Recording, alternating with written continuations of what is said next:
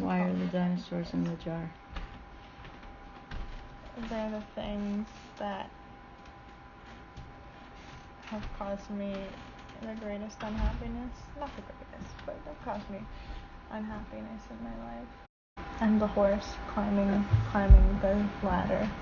But I don't know if it means anything that there's not really a place to go other than up. How much time of our 2 years is represented by this horse climbing out of the dino jar? All of it, and then probably like the year or two before even. Okay, so Well, actually the year or two before I was in the dino jar. What else has been here all along? The happy cat with the glitter. And what is the happy cat and the glitter? You. The glitter is from the time that we sang, and I loved that time. That was when I gave you the acorn. I am happy when I see you. I love when you come here. And then there's the 3 empty jars of who knows what. And so these 3 empty jars, when they get filled with whatever happens, what do you do with them? It depends on what they're filled with. Keep them to yourself? If it's something I want to show people, I'll show people. But if it's not, then maybe I'll just keep it to myself. What about the chance of, if I'm not your therapist, finding another person you can trust? Maybe? I don't know. What are these things? The dancer, the fairy wing that's actually a bone, the hand, the teddy bear, and the one that says now, and then sassy. Those are all me. And the lock that's locked, and the key that doesn't fit. Self-acceptance. That is a little finger puppet representing John, and it's the one that's green and looks like an elf. And John is your boyfriend? Yes. And is represented like that because apparently my life has a lot of Peter Pan references. The glitter and the thing that isn't real. The animal that someone invented that isn't an animal we know. The thing that isn't real.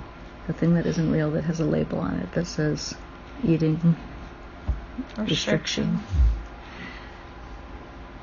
And on the land of the thing that isn't real with a label that says eating restrictions, there's a small hamburger and a plate of sushi.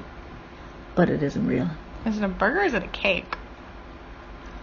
That was a cake. I think you're right. I think it's a cake with 2 layers of burger. It's a burger layer cake. It's a chocolate cake. Okay, it's a chocolate cake. It's a cake and a plate of sushi, but it's not real. Why is that here?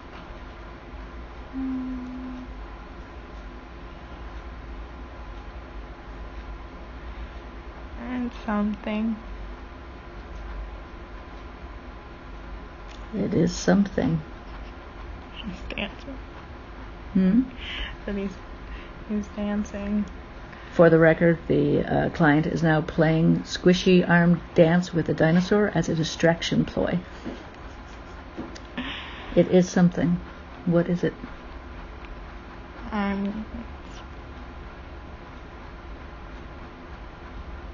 It's part of your story? It's an animal that's not real that has been fighting me for the part of the story. Yeah. Or I've been fighting, or it's fighting, I don't know. Still battle with it? Not so bad.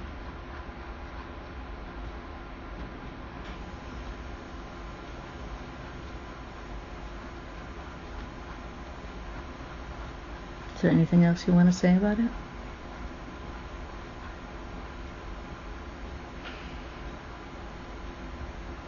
The gray part looks like a harmless animal, but the orange part on the top of its head looks like a demon.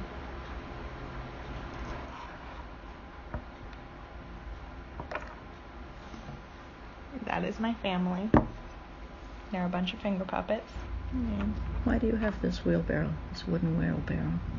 It felt necessary to have something that can carry and move, but like it wasn't a car, because cars move fast, but I feel like a lot of the time it's work to move.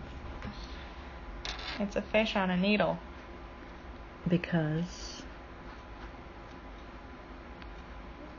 Does there have to be a reason for a fish to be on a needle? It's a glass fish. It didn't get hurt. No fish were harmed in the making of this. No fish were harmed in the making of this case study. It's a magnet and a rock. I don't know. I feel like I want to be a magnet. I want to be something that draws people in, but I feel like I'm more of the rock that gets drawn in by the magnet. Also, it's fun to play with too. And what is this? This is the stamp that has stamp. improving, good, very good, excellent, neat work, messy, watch punctuation, spelling errors, incomplete, see me, not satisfactory, and do-over. And I think when we started, it was on messy. Mm-hmm. But it's changed every once in a while. How did it change every once in a while? I don't use it with any other client. Well, I changed it. And there's a paper from the beginning that has all this messy stamp on it. And rainbows. improving. And errors. And errors. What about our painting? On collaboratively. And what did you experience co-creating this painting with its shifting rules and same shared canvas? It was a lot of working together and having to be okay with what the other person did.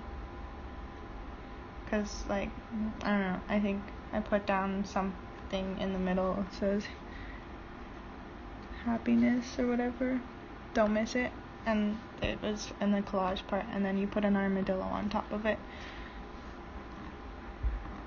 You know, I was looking through my notes about you and I saw armadillo as metaphor, and I couldn't remember what the reference was.